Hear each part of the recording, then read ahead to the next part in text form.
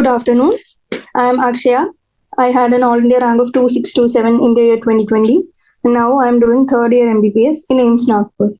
In നമ്മൾ we'll continue with part 3 of photosynthesis in higher plants. ഇന്ന് നമുക്ക് actually പഠിക്കേണ്ടത് ഈ ചാപ്റ്ററിൽ ഹയസ്റ്റ് yielding ആയ ചില സൈക്കിൾസ്, അതായത് C3 cycle, C4 cycle and photo respiration കാണും. അത് കഴിഞ്ഞ് ഫാക്ടേഴ്സ് എഫക്റ്റിംഗ് ഫോട്ടോസിന്തസിസും കൂടെ കഴിഞ്ഞ് NCERT സൊല്യൂഷൻ കൂടെ ചെയ്താൽ the chapter will be over. അപ്പോൾ എനിക്ക് സ്ട്രെസ് ഓൺ ചെയ്യാനുള്ളത് ഇന്നത്തെ ടോപ്പിക്കിൽ ആദ്യം ചെയ്യാനുള്ളതെന്ന് വെച്ചാൽ ആ 3 സൈക്കിൾസും എവിടെയാണ് നടക്കുന്ന, സൈറ്റ് എങ്ങനെയാ, ഏതൊക്കെ പ്ലാന്റ്സിലാണ് നടക്കുന്ന, എക്സാമ്പിൾ എങ്ങനെയാ, ഈ എല്ലാ കാര്യങ്ങളും എന്തായാലും അറിഞ്ഞിരിക്കണം. ആൻഡ് ഇത് കഴിഞ്ഞ് നമ്മൾ NCERT സോൾവ് ചെയ്യും. ഞാൻ ഇന്നലെ പഠിപ്പിച്ച ജസ്റ്റ് ഒന്ന് പറയാണ്. നമ്മൾ എന്ത് കണ്ടു? ലൈറ്റ് റിയാക്ഷൻ കണ്ടു. ആൻഡ് നമ്മൾ പഠിച്ചു ലൈറ്റ് റിയാക്ഷനിൽ എന്തൊക്കെ ഇമ്പോർട്ടന്റ്. ലൈറ്റ് റിയാക്ഷൻ എന്തിനു വേണ്ടി നടക്കുന്ന അസിമുലേറ്ററി പവർ ഓഫ് ഫോട്ടോസിന്തസിസ്, അതായത് ATPയും NADPHും ഉണ്ടാക്കാനാണ് നമ്മൾ ലൈറ്റ് റിയാക്ഷൻ ചെയ്യുന്നത്. And it occurs only in the presence of light. Light റിയാക്ഷനിലെ അസിമുലേറ്ററി പവർ, അതായത് ATPയും NADPHും ഉണ്ടായി കഴിഞ്ഞാൽ നെക്സ്റ്റ് എന്താ നടക്കുക? നെക്സ്റ്റ് നടക്കാൻ പോകുന്നത് ഡാർക്ക് റിയാക്ഷനിലെ സബ്സ്ട്രേറ്റ്സ് ഓൾറെഡി നമ്മുടെ റെഡിയാണ്, ATPയും NADPHും. അതെടുത്ത് നമ്മളിനി ഡാർക്ക് റിയാക്ഷൻ നടക്കണം. ഡാർക്ക് റിയാക്ഷൻ ലൈറ്റിന്റെ നെസസിറ്റി ഇല്ല. And at the end of dark reaction എന്തൊക്കെ കിട്ടിയെന്ന് കണ്ടു. ആൻഡ് അത് കഴിഞ്ഞ് നമ്മൾ എന്തൊക്കെ കണ്ടു? Cyclic and non cyclic photophosphorylation കണ്ടു. കെമി ഓസ്മോസിസ് കണ്ടു. കെമി ഓസ്മോസിസ് വഴി എങ്ങനെയാണ് ഒരു പ്രോട്ടോൺ ഗ്രേഡിയന്റ് സെറ്റായി വന്നിരുന്നത്, ആരൊക്കെ ഇതിന് സഹായിച്ചു. ആൻഡ് ഈ പ്രോട്ടോൺ ഗ്രേഡിയന്റ് ബ്രേക്ക് ആയപ്പോൾ കിട്ടിയ പ്രോട്ടോൺ മോട്ടീവ് ഫോഴ്സ് എന്ത് ചെയ്തു? നമ്മുടെ ADPനെ ഫോസ്ഫോറൈലേറ്റ് ചെയ്ത്, ഇൻഓർഗാനിക് ഫോസ്ഫേറ്റ് വെച്ച് ഫോസ്ഫോറൈലേറ്റ് ചെയ്ത് നമുക്ക് ATP തന്നു. ആൻഡ് അറ്റ് ദി എൻഡ് നമുക്ക് ഇപ്പൊ ATP നമ്മുടെ കയ്യിൽ ഉണ്ടായി. ആൻഡ് ഈ ATP NADP വെച്ച് നമ്മൾ ഇനി എന്ത് ചെയ്യാൻ പോവാ? ഇനി നമ്മൾ ഡാർക്ക് റിയാക്ഷൻ തുടങ്ങാൻ പോവാ. ഡാർക്ക് റിയാക്ഷൻ നമ്മൾ കണ്ടത് എന്താ ഇതുവരെ? ഡാർക്ക് റിയാക്ഷന്റെ പേരെന്താ? ആ സൈക്കിളിന്റെ പേര് C3 സൈക്കിൾ. എന്തുകൊണ്ടാ C3 cycle? Because the first stable product എത്ര കാർബൺ ഉള്ളതാ? 3 കാർബൺ ഉള്ളതായതുകൊണ്ടാണ് അതിന് C3 സൈക്കിൾ എന്ന് വിളിച്ചത്. ആൻഡ് അതിന്റെ വേറെ പേര് കാൽവിൻ സൈക്കിൾ. ഇനി C3 സൈക്കിൾ കണ്ടുപിടിച്ച അല്ലെങ്കിൽ ഡിസ്കവർ ചെയ്തത് ഏത് സയന്റിസ്റ്റ് ആണെന്ന് വെച്ചാൽ എന്താ പറയാ? Melvin Calvin. ആൻഡ് ഏത് ഓർഗാനിസത്തിലാണ് ഈ C3 സൈക്കിൾ ഡിസ്കവർ ചെയ്തതെന്ന് വെച്ചാൽ യൂണിസെല്ലുലാർ ആൽഗെ ആയ ക്ലോറെല്ല. ഇനി ഞാൻ ചോദിക്കട്ടെ, ഈ ഡാർക്ക് റിയാക്ഷൻ ഏത് സൈറ്റിലാണ് നടക്കുന്നത് എന്ന് വെച്ചാൽ എന്ത് പറയും? സ്ട്രോമ.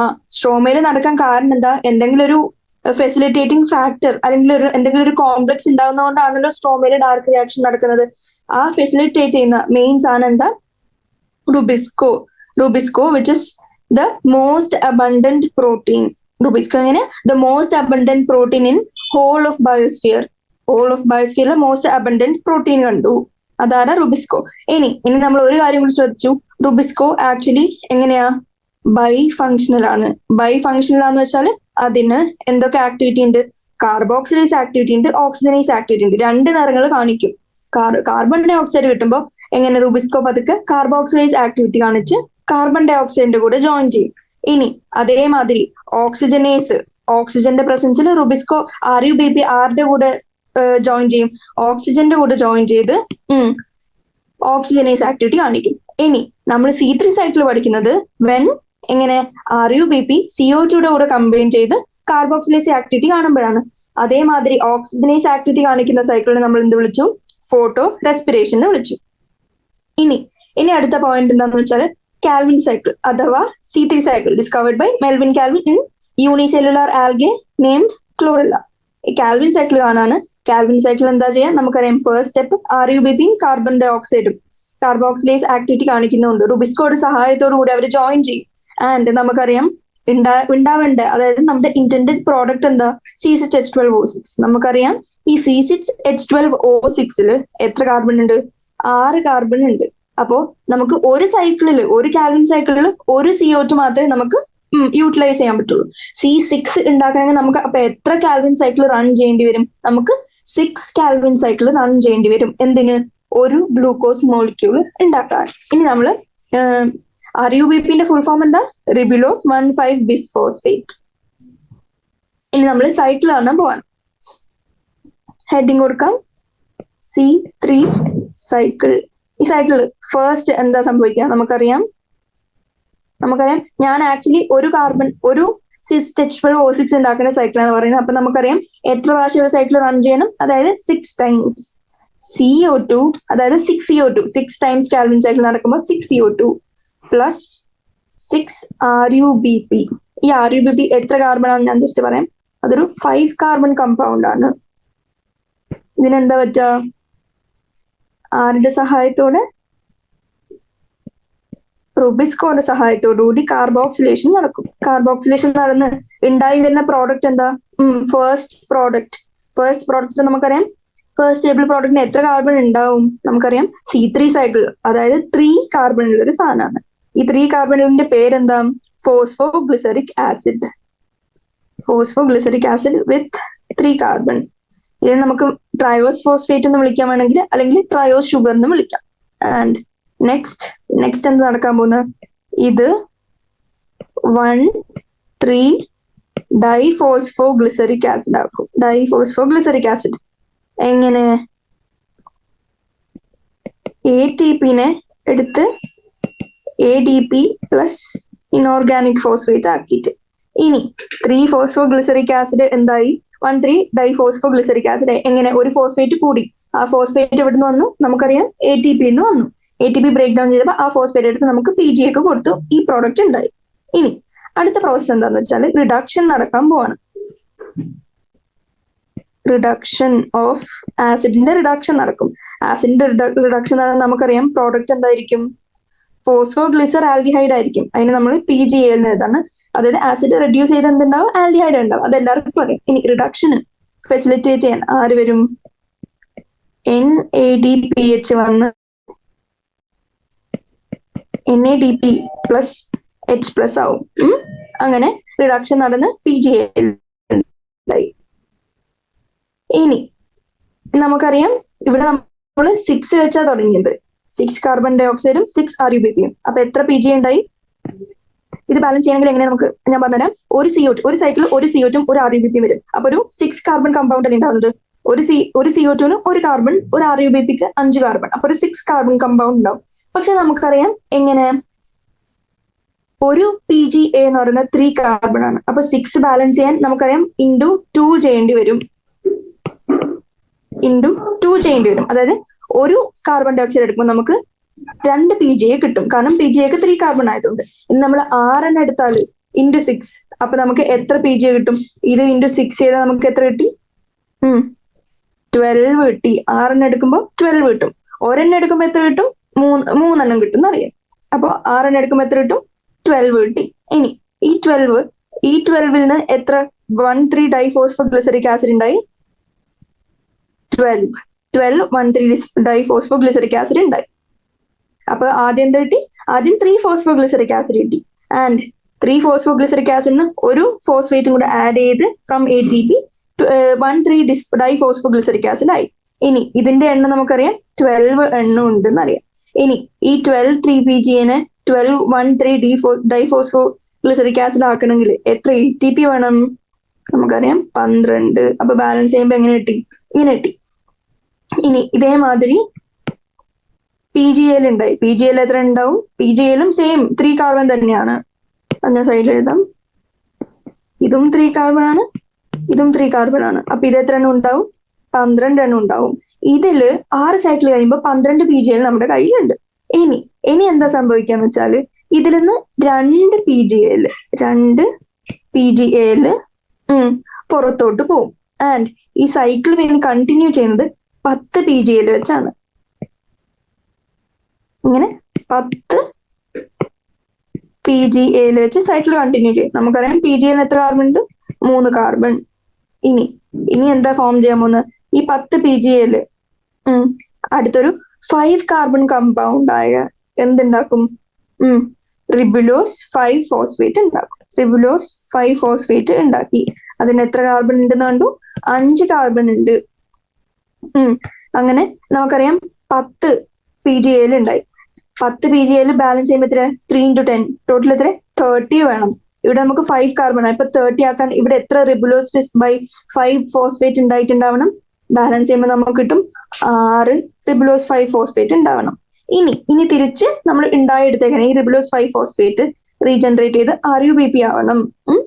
RUBP ആവണം. ഇതിന് എന്ത് സഹായം വേണം? നമുക്കറിയാം RUBP എന്താ? Ribulose 1,5 bisphosphate. അതിന് ഒരു ഫോസ്ഫേറ്റിന്റെ കൂടെ ആവശ്യമുണ്ട് RUBP ആവാൻ. അപ്പൊ ആ ഫോസ്ഫേറ്റ് എവിടെ നിന്ന് വരും? ATP again ATP plus inorganic phosphate ഉണ്ടായി. അങ്ങനെ ഇത്രയും കിട്ടി. എത്ര ATP വേണം? 6 മോളിക്യൂൾ കൺവേർട്ട് ചെയ്യാൻ 6 ATP വേണം. അപ്പൊ അതും ബാലൻസ് ചെയ്ത് കഴിഞ്ഞു. ഇത്രയാണ് എന്ത്? C3 cycle. C3 സൈക്കിൾ നമ്മൾ ആദ്യം കണ്ട പ്രോസസ്സ് കാർബോക്സിലേഷൻ. അത് കഴിഞ്ഞ് നമ്മൾ കണ്ടു റിഡക്ഷൻ. റിഡക്ഷൻ കഴിഞ്ഞ് നമ്മൾ എന്ത് കണ്ടു? റീജനറേഷൻ. റീജനറേഷൻ ഞാനിവിടെ എഴുതിക്കോട്ടെ. ഇത്രയും ഇതിനെ നമ്മൾ എന്ത് വിളിച്ചു? റീജനറേഷൻ. അപ്പൊ 3 സ്റ്റെപ്സ് നമ്മൾ കണ്ടു. ആദ്യം കാർബോക്സിലേഷൻ, പിന്നെ റിഡക്ഷൻ, പിന്നെ RUBPയുടെ റീജനറേഷൻ. ഇത്രയും സാധനങ്ങൾ നമ്മൾ കണ്ടു. ഇനി ക്ലിയർ ആയെന്ന് ഞാൻ വിചാരിക്കുന്നു. അപ്പോ നമുക്ക് എന്ത് മനസ്സിലായി? നമുക്ക് ഇതുവരെ സൈക്കിൾ കംപ്ലീറ്റ് ചെയ്തു. നമ്മുടെ ഡൗട്ട് എന്താ? ഈ സൈക്കിൾ കംപ്ലീറ്റ് ചെയ്യുന്ന എന്തുണ്ടാക്കാനാ? ഗ്ലൂക്കോസ് ഉണ്ടാക്കാൻ. ഇതുവരെ എന്താ വല്ല ഗ്ലൂക്കോസ് നമ്മുടെ കയ്യിൽ കിട്ടിയോ? ഇല്ല. അപ്പൊ ഗ്ലൂക്കോസ് എങ്ങനെയാ കിട്ടുന്നത്, എവിടുന്നാ കിട്ടുന്നത് എന്നൊരു ഡൗട്ട് ഉണ്ടാവും. അപ്പൊ എങ്ങനെയാ? അപ്പൊ ഞാൻ പറയാം, ഈ 2 PGL പുറത്തോട്ട് പോയില്ലേ? ഈ 2 പുറത്തോട്ട് പോയ PGL എന്ത് പറ്റും? റിവേഴ്സ് ഗ്ലൈക്കോളിസിസ് നടക്കും. റിവേഴ്സ് ഗ്ലൈക്കോളിസിസ് നടന്ന് എന്ത് കിട്ടും നമുക്ക്? ഫ്രക്ടോസ് 1,6 ബിസ്ഫോസ്ഫേറ്റ് ഉണ്ടാക്കും. ഫ്രക്ടോസ് 1,6 ബിസ്ഫോസ്ഫേറ്റ് ഉണ്ടാക്കും. ആൻഡ് ഇതിൽ നിന്ന് ഫ്രക്ടോസ് 6 ഫോസ്ഫേറ്റ് ഉണ്ടായി. അതിൽ നിന്ന് ഒരു ഗ്ലൂക്കോസ് ഇത്രയും ഉണ്ടായി. ഗ്ലൂക്കോസ് എത്ര കാർബൺ നമുക്കറിയാം? 6 കാർബൺ. അങ്ങനെ നമുക്ക് ഇന്റൻഡഡ് പ്രോഡക്റ്റ് ആയ ഗ്ലൂക്കോസ് നമ്മുടെ കയ്യിൽ ഇവിടെ കിട്ടിയിരിക്കുകയാണ്. ഇത് എങ്ങനെയാ കിട്ടിയത്? ഈ C3 സൈക്കിളിന്റെ ഹോൾ സൈക്കിളിന്റെ ഉള്ളിൽ നടക്കുന്നതല്ല.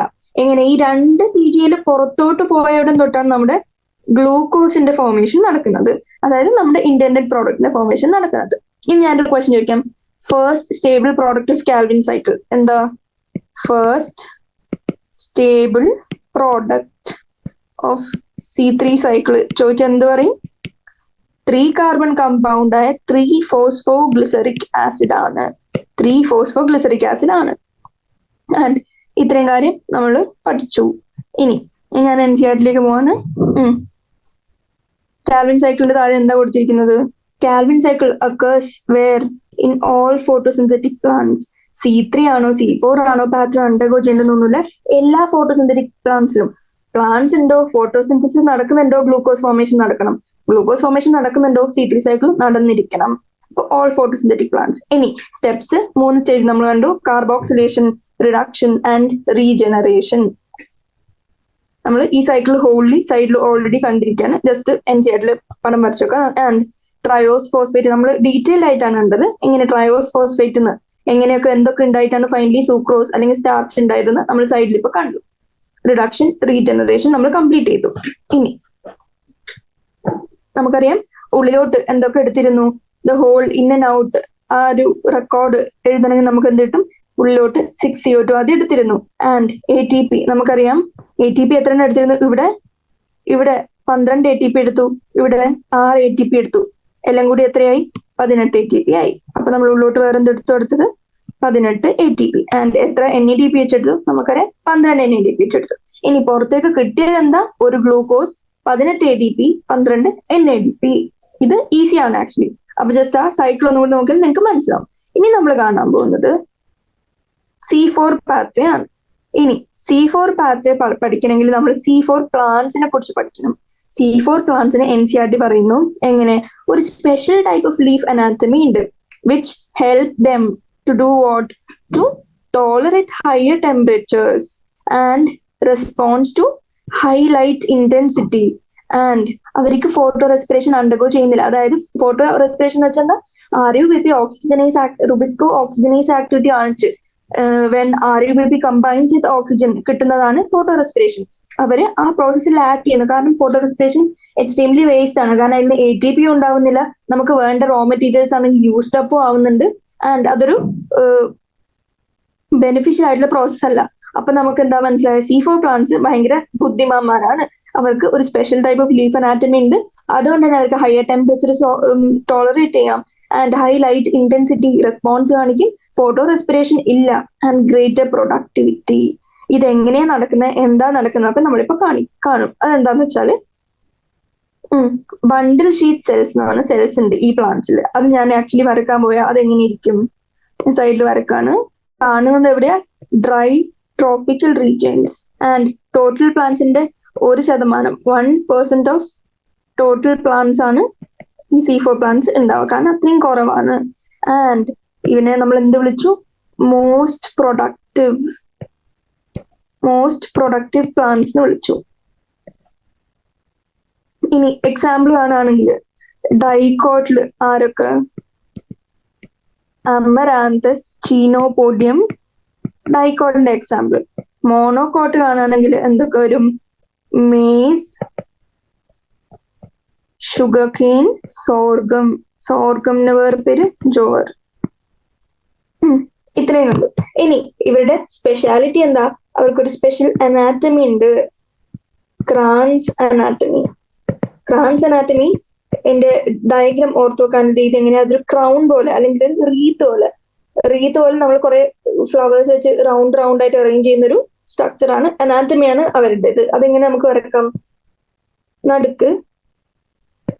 നടുക്കൊരു വാസ്കുലർ ബണ്ടിൽ ഉണ്ട്, അതിന്റെ ചുറ്റും പൂവിന്റെ അറേഞ്ച്മെന്റ് പോലെ കുറെ എന്തുണ്ട്, ഇത് ഓരോന്നും സെല്ലായിട്ട് കൺസിഡർ ചെയ്യാം. അപ്പൊ എന്തുണ്ട്, ബണ്ടിൽ ഷീറ്റ് സെൽസ്, നടുക്കൊരു വാസ്കുലർ ബണ്ടിൽ, ചുറ്റും ബണ്ടിൽ ഷീറ്റ് സെൽസ്, അതിന്റെ ഏറ്റവും പുറത്ത് ഇതെന്താ, മീസോഫിൽ സെൽസ്. ഇത് ഓരോന്നും സെല്ലായിട്ട് കൺസിഡർ ചെയ്യാം. വാസ്കുലർ ബണ്ടിൽ, അതിന് ചുറ്റും ബണ്ടിൽ ഷീറ്റ്, അതിന്റെ പുറത്ത് മീസോഫിൽ സെൽസ്. ഇതിനെ ആണ് നമ്മൾ എന്ത് വിളിച്ചു, ക്രാൻസ് അനാറ്റമി എന്ന് വിളിച്ചു. ആൻഡ് ബണ്ടിൽ ഷീറ്റ് സെൽസിന് കുറച്ച് പ്രത്യേകത ഉണ്ട്, അത് ഞാൻ സൈഡിൽ എഴുതാൻ പോയാൽ എങ്ങനെ ഇരിക്കും. Bundle sheath cells large sized ആണ്. ആൻഡ് അവര് സെൽസ് എങ്ങനെയാ, compactly arranged, large sized and thick wall ആണ്. തിക്ക് വോളിന്റെ പ്രത്യേകത impermeable to gases and they have multiple layers. Compactly arranged, അതിന്റെ പ്രത്യേക കോമ്പാക്ട്ലി ആണെങ്കിൽ എന്താ, അവർക്ക് ഇന്റർസെല്ലുലാർ സ്പേസ് ഭയങ്കര കുറവായിരിക്കും. അപ്പൊ വാസ്കുലർ ബണ്ടിൽസിലെ ബണ്ടിൽ ഷീറ്റ് സെൽസിന്റെ പ്രത്യേകത നമ്മൾ കണ്ടു. സൈസ് എങ്ങനെയാ, കോമ്പാക്ട് ആണ്, മൾട്ടിപ്പിൾ ലേയേഴ്സ് ഉണ്ട്, ആൻഡ് ഇംപെർമിയബിൾ ആണ് എന്നൊക്കെ നമ്മൾ കണ്ടു. ഇനി നമ്മൾ നോക്കാൻ പോകുന്നത് മീസോഫിൽ സെൽസും ബണ്ടിൽ ഷീറ്റ് സെൽസും തമ്മിലെ ഡിഫറൻസ് ആണ്. മീസോഫിൽ സെൽസും ബണ്ടിൽ ഷീറ്റ് സെൽസും തമ്മിലെ ഡിഫറൻസ് ഇതെങ്ങനെയാ കാണാൻ പറ്റുക, മീസോഫിൽ സെൽസ് എങ്ങനെയാ, അവര് ചെറുതാണ്. ഇവരെങ്ങനെ ബണ്ടിൽ ഷീറ്റ്, ബണ്ടിൽ വലിയ ബണ്ടിൽ എന്ന് ആലോചിക്കുക, അപ്പൊ എങ്ങനെ സൈസ് ലാർജ് ആണ്. വോൾ എങ്ങനെയാ, നമുക്കറിയാം ബണ്ടിൽ ഷീറ്റ് വലുതാണ്, തിക്ക് വോൾ ആണ്. അപ്പോ മീസോഫിൽ സെൽസിന് തിൻ ആയിരിക്കും. ആൻഡ് ഇവരുടെ ക്ലോറോപ്ലാസ്റ്റിന്റെ ഉള്ളില് ഗ്രേനൽ ക്ലോറോപ്ലാസ്റ്റ് എന്ന് പറയും. അതായത് തൈലക്കോയിഡ്സ് ഇങ്ങനെ സ്റ്റാക്സ് ഓഫ് കോയിൻ ആയിട്ട് ഉണ്ടായി വരുന്ന സ്ട്രക്ചർ നമുക്ക് ക്ലോറോപ്ലാസ്റ്റിന്റെ ഉള്ളിൽ കാണാൻ പറ്റും. പക്ഷെ ഇവിടെ എ ഗ്രാനൽ ആണ്. അത് ഗ്രാനം ഫോർമേഷനിൽ ഇങ്ങനെ സ്കാറ്റേർഡ് ആയിട്ടുള്ള ഒരു അറേഞ്ച്മെന്റ് ആണ് കാണാൻ പറ്റുക. ആൻഡ് മീസോഫിൽ സെൽസിൽ ഫോട്ടോസിസ്റ്റം 1ഉം ഫോട്ടോസിസ്റ്റം 2ഉം ഉണ്ട്. പക്ഷെ ബണ്ടിൽ ഷീറ്റ് സെൽസിലാണെങ്കിൽ PS2 അതായത് ഫോട്ടോസിസ്റ്റം 2 ഇല്ല.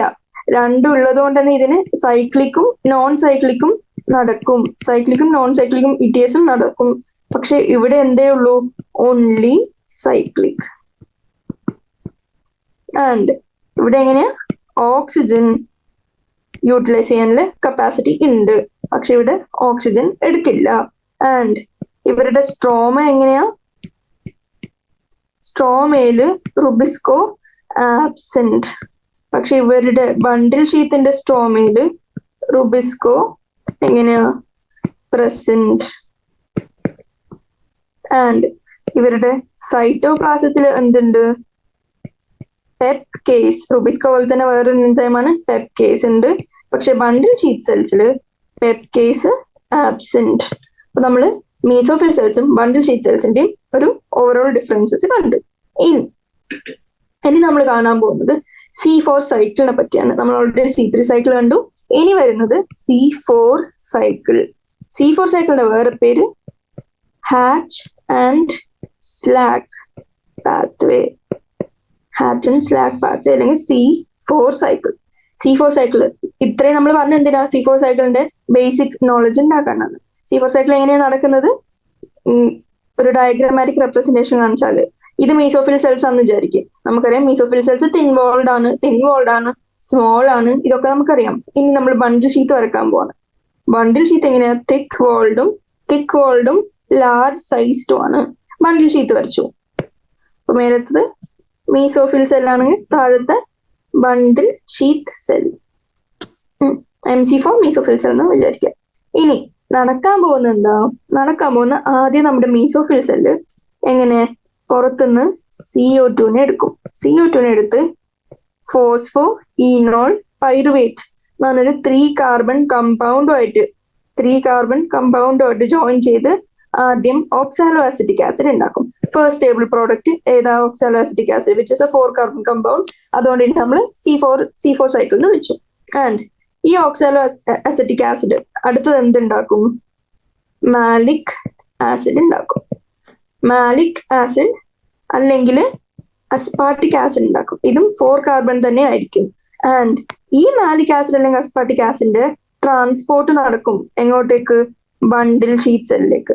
Malik acid which is 4 carbon bundle ഷീറ്റിൽ എത്തിക്കഴിഞ്ഞു. ബണ്ടിൽ ഷീറ്റിൽ വെച്ച് ഇത് പതുക്കെ പൈറുവിക് ആസിഡായി മാറും. പൈറുവിക് ആസിഡ് 3 കാർബൺ ആണ്. നമുക്ക് എല്ലാവർക്കും റെസ്പിറേഷനിലും പഠിച്ചാണ്, ഇതിലും പഠിച്ചതാണ്. അപ്പൊ നമുക്കറിയാം ഒരു CO2 എങ്ങോട്ടോ പോകുന്നുണ്ട്. അതെങ്ങോട്ട് പോയി?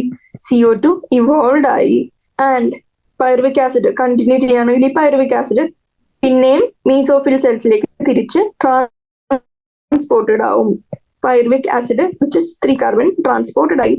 ആൻഡ് പൈറുവിക് ആസിഡ് പിന്നെ എന്തുണ്ടാക്കും? പെപ്പ് ഉണ്ടാക്കും. ഫോസ്ഫോ ഈനോൾ പൈറുവേറ്റ് റീജനറേറ്റ് ആയി. ആൻഡ് ഈ പ്രോസസ്സിൽ ഈ റീജനറേഷന്റെ സമയത്ത് എന്തും കൂടി ഉണ്ട്? 2 ATP എടുത്ത് 2 ADPയും 2 ഇനോർഗാനിക് ഫോസ്ഫേറ്റും ഉണ്ടാവുന്നത്. അപ്പൊ ഇതാണ് ആ full cycle. First stable product oxalo acetic acid, അതിൽ മാലിക് ആസിഡ് ട്രാൻസ്പോർട്ട് നടക്കുന്ന ആരുടെയാ? മാലിക് ആസിഡിന്റെയാണ്. ഇനി കാർബൺ ഡൈ ഓക്സൈഡ് റെവല്യൂഷൻ നടക്കുന്ന ഏത് സ്റ്റെപ്പില്? Malic acid to pyruvic acid. തിരിച്ച് ബണ്ടിൽ ഷീറ്റ് സെൽസിന് മീസോഫിൽ സെൽസിലേക്ക് പോകുന്ന ട്രാൻസ്പോർട്ട് ആരുടെ? Pyruvic acid. ഇത്രയും കാര്യം നമ്മൾ നോക്കി. ഇനി ഇതാണ് C4 സൈക്കിൾ. ഇനി നമ്മൾ C4 പ്ലാന്റ്സിലേക്ക് തിരിച്ചു വരികയാണെങ്കിൽ C4 പ്ലാന്റ്സിൽ എങ്ങനെ 2 സൈക്കിൾ പോകണം, അണ്ടർഗോ ചെയ്യണം ഫോർ ഒരു CO2 ഉണ്ടാവണമെങ്കിൽ 2 സൈക്കിൾ അണ്ടർഗോ ചെയ്യണം. ഏതൊക്കെ? ഞാൻ ഒരു കാര്യം മറന്നുപോയി. ഈ CO2 ഇവോൾവ് ആയ CO2 ഇനി എങ്ങോട്ടാ പോവാ? ഇനി പോകുന്നത് ഈ ബണ്ടിൽ ഷീറ്റ് സെൽസിലെ ക്ലോറോപ്ലാസ്റ്റ് ഉണ്ട്. ഈ ക്ലോറോപ്ലാസ്റ്റ് ഈ CO2 ഇതിന്റെ ഉള്ളിലോട്ട് എടുത്ത് ഏത് സൈക്കിള് ചെയ്യാൻ തുടങ്ങും? C3 സൈക്കിൾ ചെയ്യാൻ തുടങ്ങും. അപ്പോ നമുക്ക് എന്ത് മനസ്സിലായി? C4 സൈക്കിളിൽ നിന്ന് ഇവോൾവ് ചെയ്ത CO2 ബണ്ടിൽ ഷീറ്റ് സെൽസിലെ ക്ലോറോപ്ലാസ്റ്റ്, ഇതിനെ നമുക്ക് സൈഡിൽ ക്ലോറോപ്ലാസ്റ്റ് എഴുതാം. ക്ലോറോപ്ലാസ്റ്റ് ഉപയോഗിച്ച് എന്തുണ്ടാക്കി? C3 സൈക്കിൾ ഉണ്ടാക്കി. ആൻഡ് C3 സൈക്കിളിന്റെ എൻ പ്രോഡക്റ്റിൽ നമുക്ക് വേണ്ട സാധനം ഗ്ലൂക്കോസ് C6H12O6 കിട്ടി. അപ്പൊ നമുക്കറിയാം C4 പ്ലാന്റ്സിൽ 2 സൈക്കിൾ നടക്കുന്നുണ്ട് ഒരു CO2 ഉണ്ടാക്കാൻ. ഏതൊക്കെ സൈക്കിള്? ഒരു C4 സൈക്കിൾ ആൻഡ് ഒരു C3 സൈക്കിൾ. C4 സൈക്കിൾ നടന്നു, C3 സൈക്കിൾ നടന്നു. നമുക്ക് നേരത്തെ കണ്ട പരിചയം കൊണ്ട് നമുക്കറിയാം ഇതിൽ എന്തൊക്കെയാ? 2 C4 സൈക്കിളില് 2 ATP 0 NADPH. ഇവിടെ ഒരു C3 സൈക്കിൾ 3 NADP 3 ATPയും 2 NADPHും. അപ്പൊ ടോട്ടൽ C4 പ്ലാന്റ്സ് ഒരു CO2 ടോട്ടൽ എത്ര ATP ഉണ്ടാക്കുന്നുണ്ട് എന്ന് വെച്ചാൽ നമുക്ക് എന്ത് പറയാൻ പറ്റും? ടോട്ടൽ 2 സൈക്കിൾ നടന്നു. ഈ 2 സൈക്കിളിന്റെയും എൻ പ്രോഡക്റ്റിൽ നമുക്ക് എന്ത് കിട്ടി? 5 ATPയും 2 NADPHും. ഇതാണ് അതിന്റെ ബാലൻസ് ഷീറ്റ്.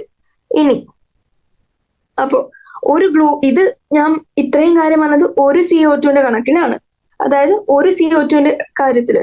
പക്ഷെ C6H12O6 ഉണ്ടാക്കാൻ എത്ര CO2 വേണം? 6 CO2 വേണം. അപ്പൊ ടോട്ടല് C6H12O6 എത്രയുണ്ട്? ഇൻറ്റു 6 ചെയ്യേണ്ടി വരും. 4 C6H12O6. അപ്പൊ എത്ര ATP ഉണ്ടാവും? 6 × 5 30 ATP.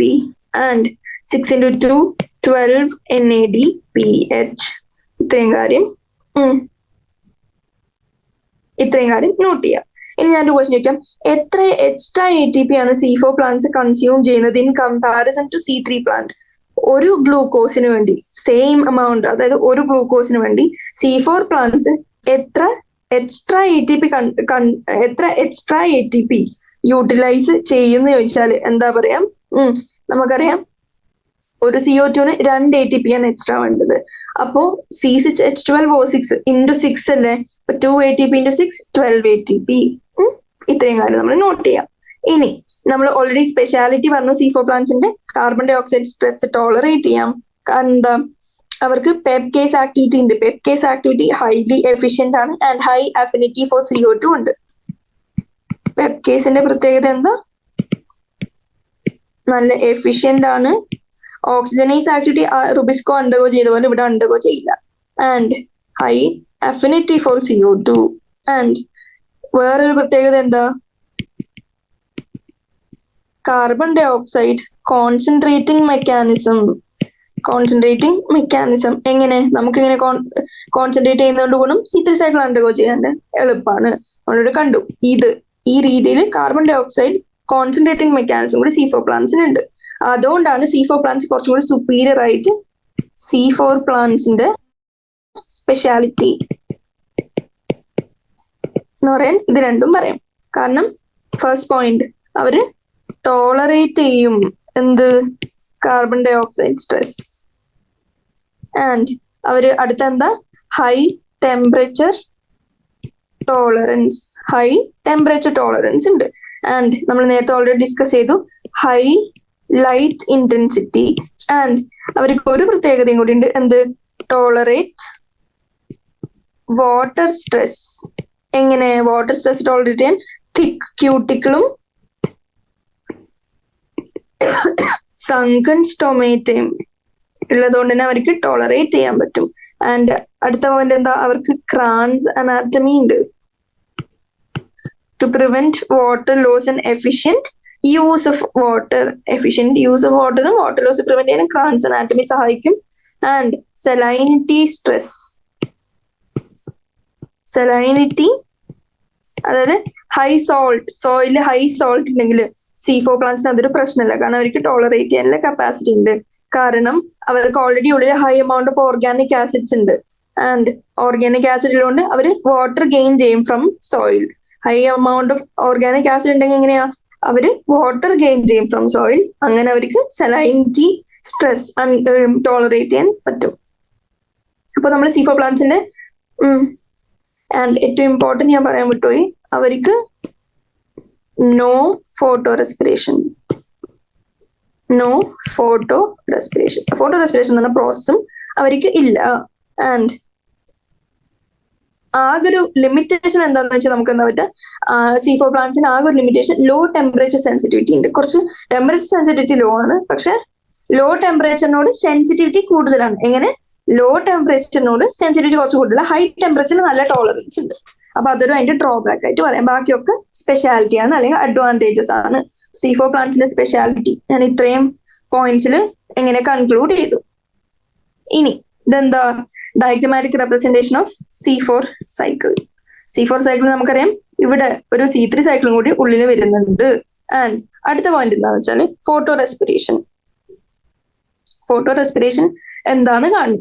ഫോട്ടോ റെസ്പിറേഷൻ എന്താന്ന് കാണണമെങ്കിൽ നമ്മൾ ആദ്യം എന്താ ചെയ്യുക? നമുക്കറിയാം RUBP ഓക്സിജനൈസ് ആക്ടിവിറ്റി കാണിക്കുമ്പോഴാണ് ഫോട്ടോ റെസ്പിറേഷൻ എന്ന പ്രോസസ്സ് നടക്കുന്നത്. ആൻഡ് ഫോട്ടോ റെസ്പിറേഷനിൽ ഒരു ന്യൂമോണിക് വെച്ച് പറയുകയാണെങ്കിൽ ഫോട്ടോ റെസ്പിറേഷനിൽ CPM, chloroplast, peroxisome, mitochondria, 3 cute prime minister എന്നൊന്ന് ആലോചിച്ച് നോക്കാം. ഫോട്ടോ റെസ്പിറേഷൻ നടക്കുന്നത് 3 ഓർഗനൽസിലാണ്. ഏതൊക്കെ organelles? Chloroplast and peroxisome and mitochondria. ഈ 3 ഓർഗനൽസ് നടക്കുന്ന സൈക്കിളാണ് ഏത്? Photorespiration. ഞാൻ ഈ ടേബിൾ ഒന്ന് ജസ്റ്റ് ഫില്ല് ചെയ്യുകയാണെങ്കിൽ C3 പ്ലാന്റ്സും C4 പ്ലാന്റ്സും എങ്ങനെയാ? C3 പ്ലാന്റ്സിൽ നമുക്കറിയാം ഇത് ഓപ്ഷൻസും തന്നിട്ടുണ്ട്. C3 പ്ലാന്റ്സിൽ ഏതിലാ കാൽവിൻ സൈക്കിൾ ഉണ്ടാവുന്നത്? മീസോഫിലാണോ, ബണ്ടിൽ ഷീറ്റിലാണോ, ബോത്തിലാണോ? നമുക്കറിയാം മീസോഫിലാണ് ഇതിലുണ്ടാവുന്നത്. C3 പ്ലാന്റ്സിൽ ഏതിലാ C3 സൈക്കിൾ എവിടെയാ നടക്കുന്നത്? മീസോഫിൽ സെല്ലാണ്. പക്ഷെ C3 സൈക്കിൾ നടക്കുന്ന C4 പ്ലാന്റ്സിലൂടെ നമ്മളിപ്പോ ഓൾറെഡി പഠിച്ചതേ ഉള്ളൂ, ബണ്ടിൽ ഷീറ്റിലാണ് നടക്കുന്നത്. ആൻഡ് ഇനീഷ്യൽ കാർബോക്സിലേഷൻ എവിടെയാ നടക്കുന്നത് എന്ന് വെച്ചാൽ എന്താ പറയാൻ പറ്റുക? ഇനീഷ്യൽ കാർബോക്സിലേഷൻ, അതായത് ഏതിലാ നമ്മൾ C3 സൈക്കിളല്ലേ കാർബോക്സിലേഷൻ ഉണ്ട്, അതും സെയിം തന്നെയാണ് മീസോഫിൽ. ഇവിടെ എങ്ങനെയാ? ബണ്ടിൽ ഷീറ്റ്. ഇനി how many cell types does the leaf have that fix CO2? എത്ര സെൽ ടൈപ്പ് ഉണ്ട്? എത്ര? 2 ആണോ, 1 ആണോ, 3 ആണോ? നമുക്കറിയാം ആകെ ഒരെണ്ണം മാത്രമേ ഉള്ളൂ. ഏതൊരെണ്ണം? മീസോഫിൽ മാത്രമേ C3 പ്ലാന്റ്സിലുള്ളൂ. പക്ഷെ C4 പ്ലാന്റ്സിലുണ്ട്, ബണ്ടിൽ ഷീറ്റും ഉണ്ട്, മീസോഫിൽ സെൽസും ഉണ്ട്. ഇനി പ്രൈമറി CO2 അക്സെപ്റ്റർ ഏതില്? C3 പ്ലാന്റ്സിൽ പ്രൈമറി ഏതാ? RUBP. ആൻഡ് C4 പ്ലാന്റ്സിൽ ഏതാ? നമ്മൾ ഓൾറെഡി കണ്ടുകഴിഞ്ഞു. ഇനി ബാക്കിയുള്ളത് ഞാൻ ഓൾറെഡി ക്ലാസ്സിൽ ഡിസ്കസ് ചെയ്താണ്. നിങ്ങൾ ജസ്റ്റ് ഫിൽ ചെയ്ത് കംപ്ലീറ്റ് ചെയ്യുക. ഇനി ഞാൻ പറയാൻ പോകുന്നത് ഫോട്ടോ റെസ്പിറേഷനെ കുറിച്ചാണ്. ഫോട്ടോ റെസ്പിറേഷന്റെ പ്രോസസ് എന്താ, എവിടെയാ നടക്കുന്നത് നമ്മൾ ഓൾറെഡി പറഞ്ഞു. ക്യൂട്ട് പ്രൈം മിനിസ്റ്ററിന് ഓർത്തു വെക്കാൻ പറ്റും. ഈ ഫോട്ടോ റെസ്പിറേഷൻ വേറെ പേരും കൂടി ഉണ്ട്, C2 സൈക്കിൾ. എന്തുകൊണ്ടായിരിക്കും? ഫസ്റ്റ് സ്റ്റേബിൾ പ്രോഡക്റ്റ് എന്തായിരിക്കും? ഒരു 2 കാർബൺ കമ്പൗണ്ട് ആയിരിക്കും. ഇനി C2 സൈക്കിൾ എന്താണ് ആക്ച്വലി നടക്കുന്നത് എന്ന് വെച്ചാൽ എന്താ പറയാ? Loss of fixed carbon in the form of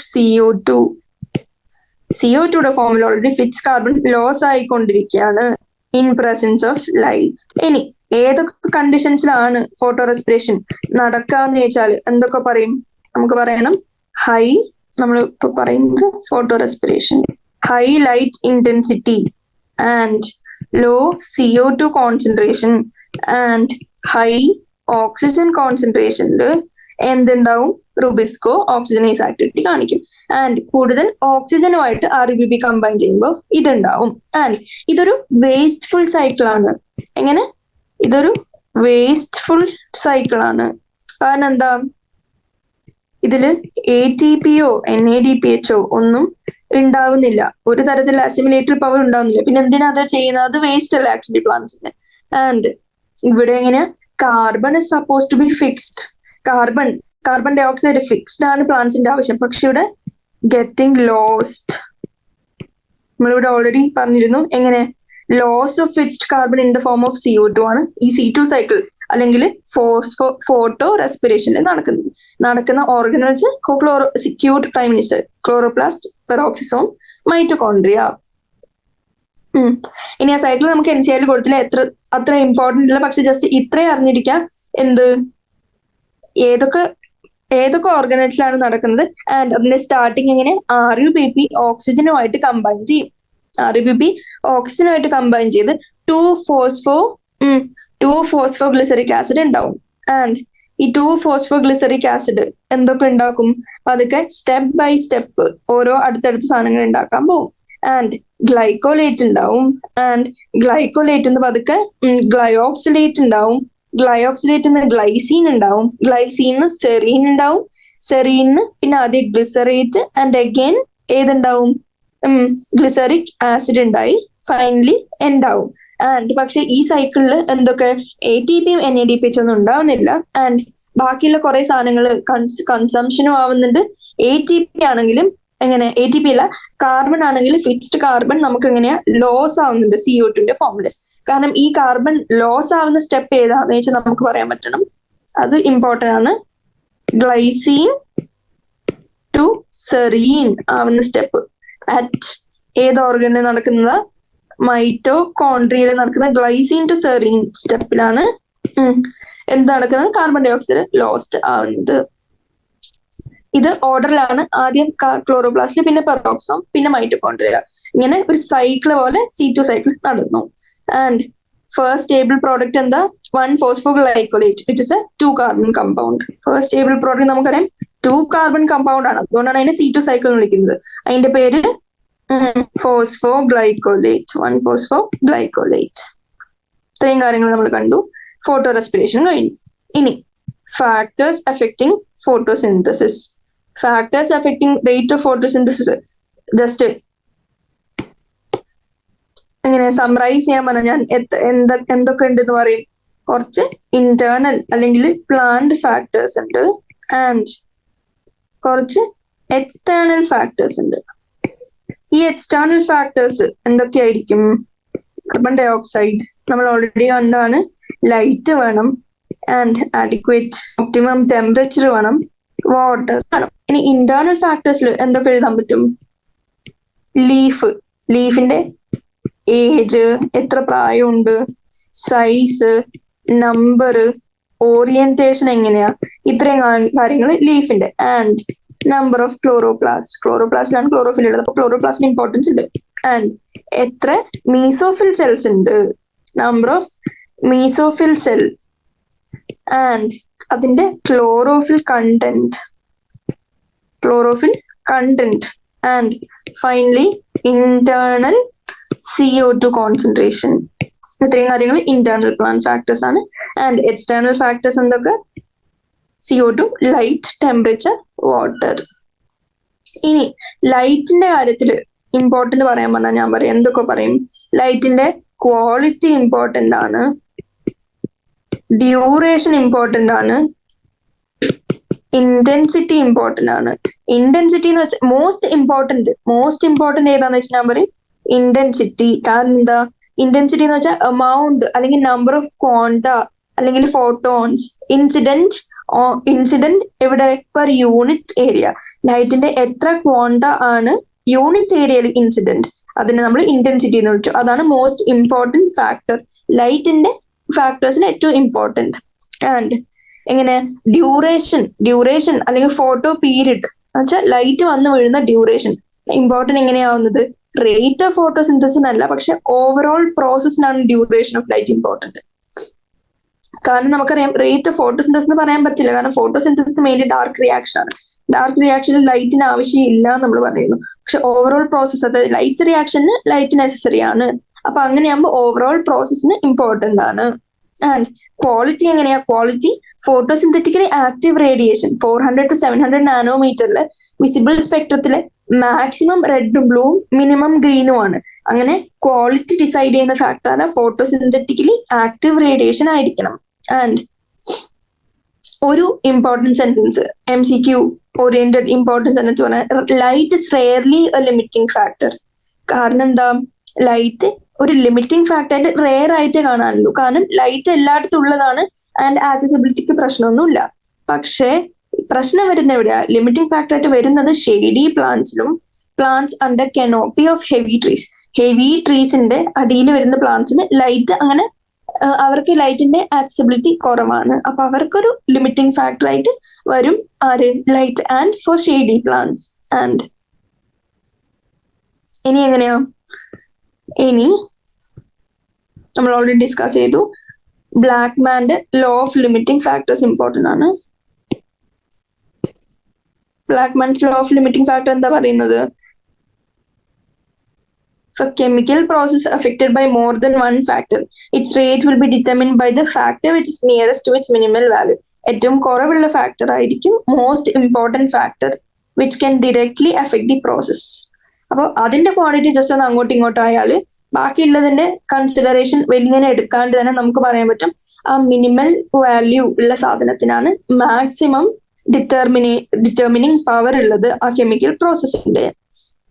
ഇനി നമ്മൾ ഓൾറെഡി കണ്ടു graph of light intensity on the rate of photosynthesis. നമുക്കറിയാം എങ്ങനെ rate of photo light intensity calculate ചെയ്താൽ നമുക്ക് ഇങ്ങനെ ഒരു ഗ്രാഫ് കിട്ടും. ആ ഗ്രാഫ് ഇമ്പോർട്ടന്റ് ആണ്, പഠിച്ചു വെക്കാം. And carbon dioxide concentration ഞാൻ ഓൾറെഡി ഡിസ്കസ് ചെയ്തു. C3 C4 എങ്ങനെയാ? C3 ആൻഡ് ഇത് ഇമ്പോർട്ടന്റ് ആണ്. C3 and C4 plant respond ചെയ്യുന്ന എങ്ങനെയാ? ഡിഫറെന്റ്ലി ആണ് to carbon dioxide concentration. And temperature എങ്ങനെ ഇമ്പോർട്ടന്റ് ആണ്? ഡാർക്ക് റിയാക്ഷൻ എൻസൈമാറ്റിക് ആയതുകൊണ്ട് തന്നെ ടെമ്പറേച്ചർ കൺട്രോൾഡ് ആണ്. ആൻഡ് വാട്ടർ എങ്ങനെയാ? വാട്ടർ സ്ട്രെസ് ഉണ്ടാകുമ്പോൾ എന്താ പറ്റുക? സ്റ്റൊമേറ്റ അടയും. അപ്പൊ സ്റ്റൊമേറ്റ അടയുമ്പോൾ എന്താ പറ്റുക? CO2 അവൈലബിലിറ്റി കുറയും. അങ്ങനെ വാട്ടർ ഒരു ഫാക്ടറാണ്. ഇനി സമ്മറി ജസ്റ്റ് ഒന്ന് വായിച്ചു നോക്കാം. ഞാൻ ഈ പഠിപ്പിച്ചൊക്കെ സമ്മറിയിലുള്ളൂ, അത് ജസ്റ്റ് ഒന്ന് വായിച്ചു നോക്കാം. നമുക്ക് എക്സസൈസിലേക്ക് കടക്കാണെങ്കിൽ ഫസ്റ്റ് ക്വസ്റ്റ്യൻ എങ്ങനെയാ? ഒരു പ്ലാന്റിനെ നമ്മൾ എക്സ്റ്റേണലി നോക്കിയിട്ട് can you tell whether a plant is C3 or C4? Why and how നമ്മൾ ചോദിക്കുകയാണെങ്കിൽ ജസ്റ്റ് പുറത്തുനിന്ന് ഒരു പ്ലാന്റിനെ നോക്കിയാൽ അതിന് നമുക്ക് C3 ആണോ C4 ആണോ എന്ന് പറയാൻ പറ്റും. അതിന്റെ ആൻസർ എന്താ? നമുക്കറിയാം എക്സ്റ്റേണൽ മോർഫോളജി നോക്കിയാൽ നമുക്ക് ഒരിക്കലും ഡിഫറൻഷിയേറ്റ് ചെയ്യാൻ പറ്റില്ല പ്ലാന്റ്സിന്. പക്ഷെ നമുക്ക് ഒരു കാര്യം പറയാൻ പറ്റും, എങ്ങനെ ഡ്രൈ ട്രോപ്പിക്കൽ ക്ലൈമറ്റ്, ഞാൻ C4 പാത്ത് പറഞ്ഞപ്പോൾ പറഞ്ഞിരുന്നു ഡ്രൈ ട്രോപ്പിക്കൽ ക്ലൈമറ്റിൽ നടക്കാൻ പറ്റുന്ന ഒരു കുറച്ചൊരു ലിമിറ്റേഷൻ ഉള്ളത് കൊണ്ട് തന്നെ C4 പാത്വേ ആണ് കൂടുതൽ എഫിഷ്യന്റ് ആയിട്ട് നടക്കുക. അങ്ങനെ നോക്കുകയാണെങ്കിൽ നമുക്ക് പറയാൻ പറ്റും ഡ്രൈ ട്രോപ്പിക്കൽ ക്ലൈമറ്റിൽ ഒരു പ്ലാന്റ് കണ്ടാൽ നമുക്കൊരു 60-70% പറയാൻ പറ്റും അത് C4 പാത്വേ അണ്ടർഗോ ചെയ്യുന്ന ഒരു പ്ലാന്റ് ആണ്. അങ്ങനെ നമുക്ക് ഗസ് ചെയ്യാൻ പറ്റും, അല്ലാണ്ട് എക്സ്റ്റേണൽ മോർഫോളജി ആയിട്ട് ഡിഫറൻഷിയേറ്റ് ചെയ്യാൻ പറ്റില്ല. ഇനി അടുത്ത ക്വസ്റ്റ്യൻ, ഇന്റേണൽ സ്ട്രക്ചർ നോക്കിയിട്ട് ഒരു പ്ലാന്റ് C3 ആണോ C4 ആണോ എന്ന് പറയാൻ പറ്റുമോ? അതെങ്ങനെയാ പറയാൻ പറ്റുമോ? ഓഫ് കോഴ്സ് പറയാൻ പറ്റും. കാരണം എന്താ, C4 പ്ലാന്റ്സിന് ക്രാൻസ് അനാറ്റമി ഉണ്ട്, അതായത് റീത്ത് ലൈക്ക് അല്ലെങ്കിൽ ക്രൗൺ ലൈക്ക് അനാറ്റമി ഞാൻ നേരത്തെ പറഞ്ഞിരുന്നു, ക്രാൻസ് അനാറ്റമി എന്ന് വിളിച്ചു. ആൻഡ് C4 പ്ലാന്റ്സിന് എങ്ങനെയാ, ബണ്ടിൽ ഷീറ്റ് ഉണ്ട് നടുക്ക്, ആൻഡ് വാസ്കുലർ ബണ്ടിൽസിന്റെ ഏറ്റവും നടുക്ക് അതിനെ ചുറ്റി എന്തുണ്ട്, ബണ്ടിൽ ഷീറ്റ് വരുന്നുണ്ട്. ആൻഡ് ഈ ബണ്ടിൽ ഷീറ്റിൽ എന്തുണ്ട്, ക്ലോറോപ്ലാസ്റ്റ് ഉണ്ട്. ആൻഡ് ഇവരുടെ പ്രത്യേകത എന്താ, C4 പ്ലാന്റ്സിന് mesophyll cells do not differentiate into spongy and palisade parenchyma possessing less intercellular space. ഇത് ഞാൻ ഓൾറെഡി ഡിസ്കസ് ചെയ്തതാണ്. ആൻഡ് C3 പ്ലാന്റ്സിൽ എങ്ങനെയാ, bundle sheath does not exhibit chloroplast and the mesophyll cells of leaves are differentiated into spongy and palisade. Bundle sheath എങ്ങനെയാ, അവർക്ക് chloroplast ഇല്ല, and mesophyll cells of the leaves are differentiated into spongy and palisade. ആ differentiation C4 പ്ലാന്റ്സിൽ ഉണ്ടായിരുന്നോ? ഇല്ല. ഇനി അടുത്ത question, even though very few cells in C4 plant carry out biosynthetic Calvin pathway, yet they are highly productive. എങ്ങനെയാ, നമ്മൾ already പറഞ്ഞിരുന്നു എന്തുകൊണ്ടാണ് C4 പ്ലാന്റ്സിന് ഇത്രയും പ്രൊഡക്ടിവിറ്റി. ഒരു 7 പോയിന്റ്സ് ഞാൻ ഡിസ്കസ് ചെയ്തിരുന്നു. C4 പ്ലാന്റ്സിന്റെ സ്പെഷ്യാലിറ്റി എന്താ, എന്തുകൊണ്ടാ, കാരണം ഇതാണ് അതിന്റെ ആൻസർ. ഇത് ഇമ്പോർട്ടന്റ് ആണ്. Just for the sake of discussion ഞാൻ ഒന്നുകൂടി പറയാണ്.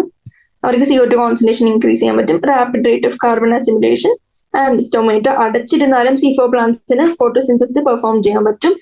And their rate of net photosynthesis is at full sunlight. ബാക്കി 7 പോയിന്റ്സും കൂടെ ഇൻക്ലൂഡ് ചെയ്തോളാം. ആൻഡ് അടുത്തത്, Rubisco is an enzyme that acts both as a carboxylase and oxygenase. Why do you think Rubisco carries out more carboxylation in C4 plants? നമുക്കറിയാം C4 plants കുറച്ചും കൂടി എങ്ങനെയാ efficient ആണ് നമ്മൾ വിളിച്ചു. കാരണം എന്താ, അവർക്ക് കാർബോക്സിലേസ് ആക്ടിവിറ്റി കാണിക്കും. ആൻഡ് അതിന്റെ ആൻസർ എന്തായിട്ട് വരും, എന്തുകൊണ്ടായിരിക്കും? നമുക്കറിയാം Rubisco മോസ്റ്റ് അബണ്ടന്റ് എൻസൈം ആണ് and can bind to oxygen and CO2, but it has more affinity for CO2. Competitive binding കൊണ്ട് CO2 ആണ് ഓക്സിജനെ കാട്ടിയും കൂടുതൽ. പക്ഷേ C4 പ്ലാന്റ്സിൽ നടക്കുന്നത് എന്താന്ന് വെച്ചാല് ഇങ്ങനെ ഫോട്ടോ റെസ്പിറേഷൻ നടക്കുന്നില്ല, അപ്പോ ലോസ് ഓഫ് കാർബൺ എങ്ങനെ ഉണ്ടാവുന്നില്ല in the form of CO2. And CO2 concentration കൂടാണ് എൻസൈം സൈറ്റില്. എങ്ങനെ, due to splitting of C4 acid in mesophyll cell. C4 cycle നമ്മൾ ഓൾറെഡി കണ്ടിരുന്നു. CO2 കുറച്ച് റിലീസ് ആവുന്നുണ്ട് ഒരു സ്റ്റെപ്പില്, എങ്ങനെ, ഏത് സെല്ല് ബണ്ടിൽ ഷീറ്റിൽ വെച്ച്. അതുകൊണ്ട് CO2 കോൺസെൻട്രേഷൻ കൂടുന്നുണ്ട്. അങ്ങനെ കൂടുമ്പോൾ കാർബോക്സിലേസ് ആക്ടിവിറ്റി കുറച്ചും കൂടി എഫക്റ്റീവ് ആയിട്ട് നടക്കും. കാരണം എന്താ, ഓൾറെഡി CO2 ഇന്റേർണലി റീപ്ലനിഷ് ആയിക്കൊണ്ടിരിക്കുക. അങ്ങനെ കോമ്പറ്റീറ്റീവ് ബൈൻഡിങ് ഉള്ളത് കൊണ്ട് Rubisco കുറച്ചും കൂടി കാർബൺ ഡൈ ഓക്സൈഡ് എടുത്തുകൊണ്ടിരിക്കും and photosynthesis നടത്തിക്കൊണ്ടിരിക്കും.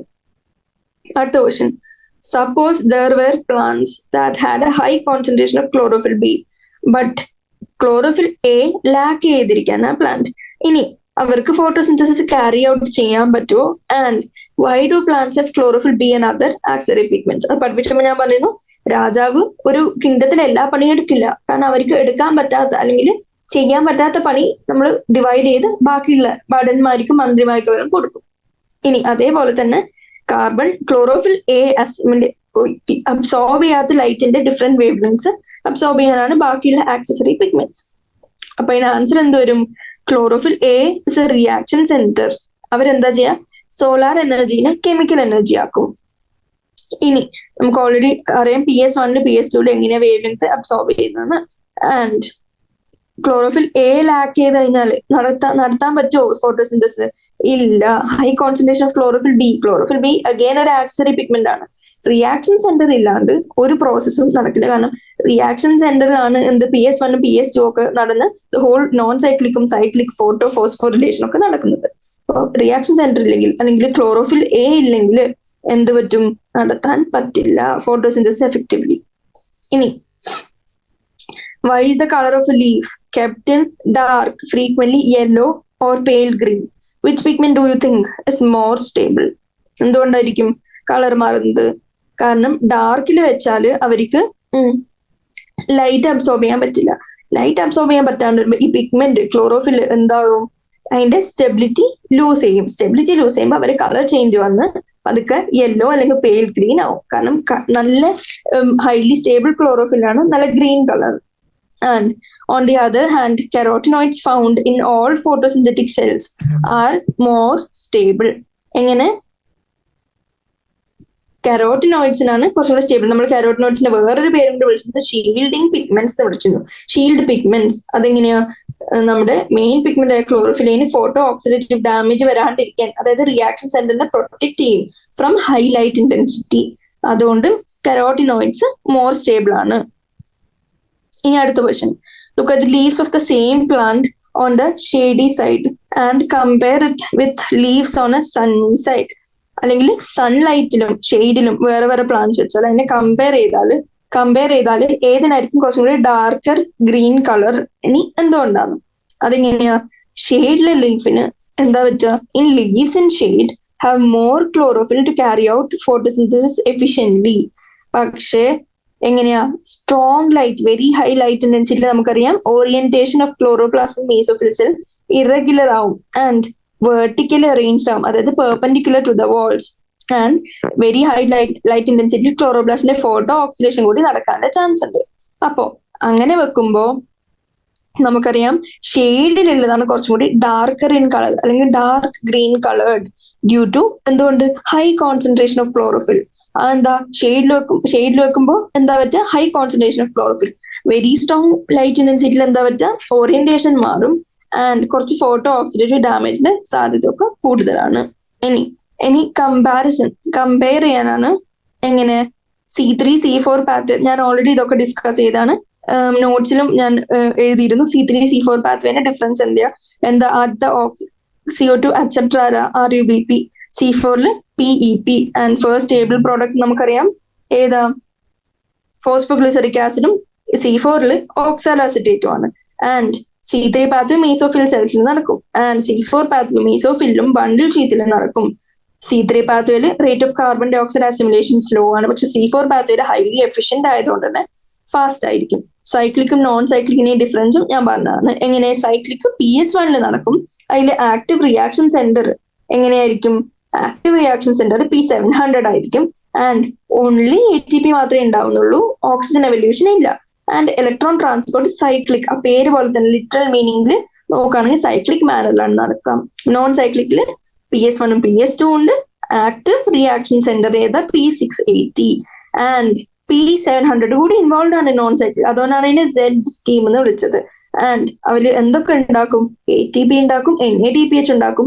Water splitting complex ഉള്ളത് കൊണ്ട് തന്നെ ഓക്സിജൻ കൂടി റിലീസ്ഡ് ആവും. പേര് പോലെ തന്നെ നോൺ സൈക്ലിക് മാനറിലാണ് നടക്കുക. ആൻഡ് ഇനി anatomy of leaf in C3 and C4 plants നമ്മൾ ഡിഫറൻസ് നോക്കുകയാണെങ്കിൽ നമുക്കറിയാം C3 പ്ലാന്റ്സിൽ ക്രാൻസ് അനാറ്റമി ഇല്ല, C4 പ്ലാന്റ്സിൽ ക്രാൻസ് അനാറ്റമി ഉണ്ട്. ഇനി C3 പ്ലാന്റ്സിൽ റുബിസ്കോ എവിടെയായിരിക്കും? മീസോഫിൽ സെൽസിലായിരിക്കും. പക്ഷെ C4 പ്ലാന്റ്സിൽ റുബിസ്കോ ബണ്ടിൽ ഷീറ്റ് സെൽസിലായിരിക്കും. മീസോഫിൽ സെൽസ് ഹാവ് എങ്ങനെ? Intercellular space. പക്ഷെ C4 പ്ലാന്റ്സിൽ എങ്ങനെയാ? മീസോഫിൽ സെൽസിന്റെ ഇടയിൽ ഇന്റർ സെല്ലുലാർ സ്പേസസ് ഇല്ല. ഇനി C3 പ്ലാന്റ്സിൽ എങ്ങനെയാ? ക്ലോറോപ്ലാസ്റ്റ് സിംഗിൾ ടൈപ്പ് ആയിരിക്കും, പക്ഷെ C4 പ്ലാന്റ്സിൽ ഡൈമോർഫിക് ആയിരിക്കും. അപ്പൊ ഇതും ഇമ്പോർട്ടന്റ് ആണ്. ഇതോടെ 8th ക്വസ്റ്റ്യൻ ഞാൻ ചെയ്തിട്ടില്ല. 8th ക്വസ്റ്റ്യൻ എങ്ങനെയാ? നിങ്ങൾ കണ്ടുപിടിച്ച് ചെയ്യാം, കാരണം ടെക്സ്റ്റ് ബുക്കിൽ ഓൾറെഡി കൊടുത്തിട്ടുണ്ട്. ഇത്രയും പറഞ്ഞുകൊണ്ട് ഞാൻ ചാപ്റ്റർ എൻഡ് ചെയ്യാണ്. ഒരു ഹോംവർക്ക് കൊണ്ട് ആ 8th ക്വസ്റ്റ്യൻ എന്താന്ന് വെച്ചാൽ ചെയ്യാം. അപ്പോൾ ഞാൻ മോസ്റ്റ്ലി എന്താ ഫാക്ടേഴ്സ് എഫക്റ്റിംഗ് ഫോട്ടോസിന്തസിസ് ചാപ്റ്ററിന്റെ ലാസ്റ്റ് ആയതുകൊണ്ട് ഇഗ്നോർ ചെയ്യരുത്. അവിടെ നിന്ന് പല ക്വസ്റ്റ്യൻസും NCERT സെന്റൻസ് വൈസ് ചോദിച്ചിട്ടുണ്ട് പ്രീവിയസ് ഇയേഴ്സിൽ. ആൻഡ് കമ്പയർ ആൻഡ് കോൺട്രാസ്റ്റ്, ഈ ടേബിളും ഇമ്പോർട്ടന്റ് ആണ്. ഇതും ഹോംവർക്ക് ആയിട്ട് ചെയ്തോളാം. ക്ലാസ്സിൽ ഓൾറെഡി ഞാൻ ഡിസ്കസ് ചെയ്താണ് എല്ലാ പോയിന്റ്സും. അത് ജസ്റ്റ് ഒന്ന് ഓർഗനൈസ് ചെയ്ത് എഴുതാനുള്ളതേ ഉള്ളൂ. ഫോട്ടോ റെസ്പിറേഷൻ ഡിസ്കസ് ചെയ്തു, ബാക്കിയുള്ള എല്ലാ സാധനങ്ങളും ഡിസ്കസ് ചെയ്തു. അതോടെ ഇന്നത്തെ ക്ലാസ് തീരാണ്. അങ്ങനെ ഫോട്ടോസിന്തസിസ് ചാപ്റ്ററും ഫിനിഷ് ചെയ്തു. Thank you.